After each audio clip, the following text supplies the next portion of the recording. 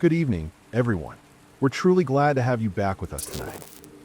There's something eerie about long bus rides through the night. The quiet hum of the engine, the empty highways, and the strange passengers who come and go. But what if some of them never left? If you enjoy unsettling stories that linger long after the lights go out, be sure to hit that subscribe button and join us for more daily videos. You're watching Sleep Horror Stories. Ever since I was a kid, I've loved traveling at night. There's something about the open road when everyone's asleep that gives me peace. No noise, just darkness. And if you're lucky, you can fall asleep and wake up nearly at your destination without realizing how much time has passed. That was my plan that night. I board a long-distance Greyhound going across several states, planning to sleep through most of the ride and wake up a few hours before arrival. The bus was half empty, perfect, just the low hum of the engine and an occasional snore. I don't know how late it was when something woke me up. It wasn't a bump or noise or sudden movement. It was a smell. A strong, bitter stench like sulfur or rotten eggs. It clung to my nose and throat, and I couldn't tell if it was coming from inside the bus or outside. My first instinct was to ignore it and go back to sleep. Maybe someone had brought some spoiled food, or maybe the AC vents were messed up. But as I shifted in my seat, I noticed something else. A voice. A soft whisper, barely audible, right behind me. A woman's voice, raspy and low, like she was talking to herself. I couldn't make out the words, but it didn't sound like she was speaking to anyone, just mumbling into the dark. At first, I didn't think much of it. People sleep talk, but the voice kept getting louder. What started as broken whispers turned into frantic muttering. More intense, more desperate, like someone praying or arguing with something that wasn't there. A chill crawled down my back. I glanced around the bus. No one else seemed to notice. Everyone was still asleep. Something told me not to turn around. But I did. I shouldn't have. Right behind me, an elderly woman was staring straight at me. Her face was rigid, her eyes so wide it looked like they were about to pop out of their sockets. Her mouth was moving quickly, spitting out strange words I didn't understand. Her skin looked dry, almost gray, full of deep wrinkles and a look of pure rage that made my entire body tense up. But the worst part? Her hands. In one of them, she held the limp, lifeless body of a bird. I don't know what kind it was. Its feathers were dull, and it looked like it had been strangled. Before I could process what I was seeing, she sank her teeth into the bird's head and tore it off with one bite. I froze, paralyzed. She chewed rapidly, blood dripping from her mouth, never breaking eye contact with me. I don't know how long I sat there, but it felt like forever. Then suddenly, chaos. The bus skidded violently around a curve. I felt the tires lose grip, and then the driver lost control. I held on for dear life as the bus tipped over. Metal scraping asphalt, passengers screaming, glass shattering everywhere. We crashed. I don't know how I survived. I must have blacked out. When I opened my eyes, the bus was on its side. I could hear people moaning, crawling out through broken windows. There was blood, but somehow everyone had made it. I was shaking, not from the crash, but because of her. I looked around, my heart pounding, but she was gone. No trace of her anywhere. No one seemed to know who I was talking about. Paramedics arrived and took us to a nearby hospital.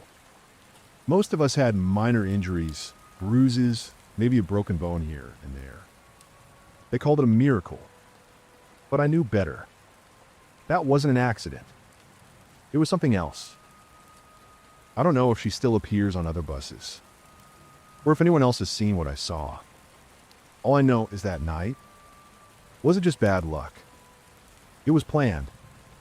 And the worst part is, there's no way to know how many times this has happened, or how many times it will happen again. I've been a long-distance bus driver for over 15 years. I've seen it all out there: accidents, weird passengers, people boarding without a ticket, and somehow vanishing before reaching their stop. But nothing ever hit me like what happened that night. It was a nighttime route. We were heading to a small town about 5 hours away.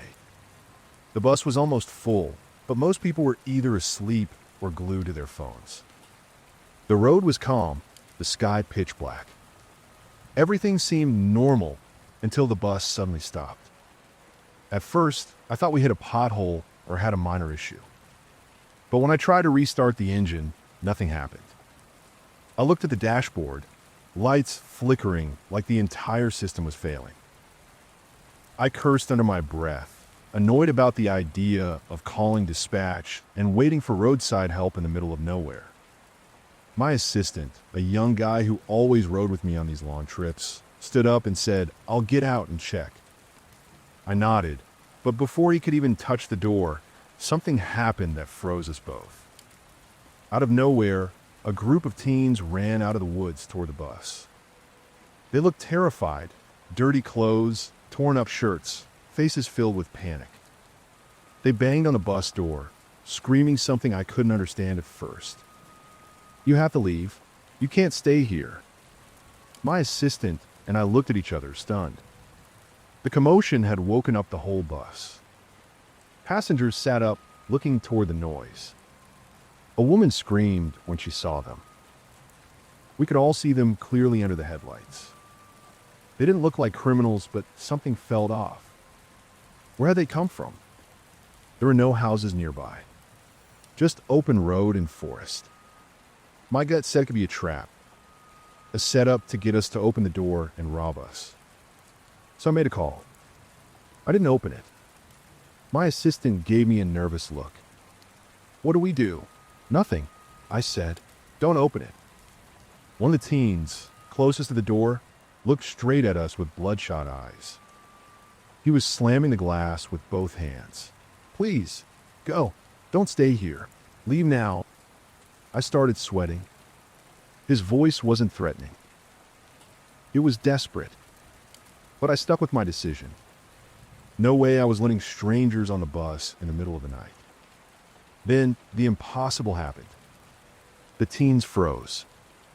Like statues. Their terrified expressions didn't change. And then they began to fade. Right in front of our eyes.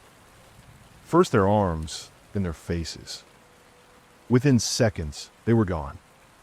Gone. The silence inside the bus was unbearable. Everyone saw it. No one had any explanation. My assistant finally whispered, "Tell me you saw that too." I just nodded slowly, started the ignition out of instinct. And it worked. The bus started like nothing had ever happened. I slammed it into gear and got us out of there. Nobody said a word for the next 10 minutes, but the air felt heavy. Finally, my assistant whispered, "I have no idea what the hell that was." "Me neither," I muttered. A few days later, I found out the truth. One of the mechanics I usually talk to asked me the strange question, "Hey, what route were you on the other night?" I told him, not thinking much of it. His face changed instantly. He asked if I'd had any trouble with the bus around a certain stretch. I told him everything. Then, in a low voice, he told me what had happened years ago. A group of teens from a nearby town had been kidnapped along that road. Taken from their truck, forced into the woods, and executed. Not all of their bodies were ever found. Locals say people still see figures on that road. Sometimes asking for help. Sometimes warning travelers. After hearing that, I felt sick.